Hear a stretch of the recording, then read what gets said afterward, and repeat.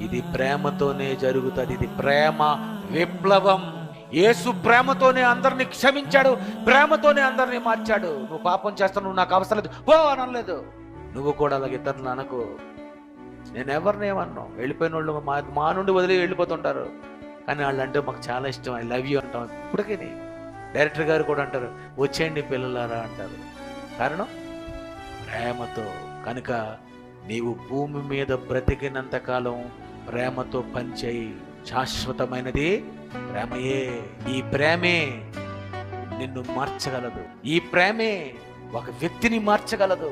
నీ దగ్గర ఉన్నటువంటి ఈ ప్రేమే ఎదుటి వారి మీద చూపించాలి. ఎందుకంటే ప్రేమ చేత కావాలనుకున్నాడు.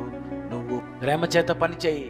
నాకు చెప్పేసారు ఏంటండి, ఈ బరకాలు నేను తీయడం ఏంటండి, ఈ కుర్చీలు నేను తీయడం ఏంటండి, ఆ ఉల్లిపాయలు నేను కొనటం ఏంటండి.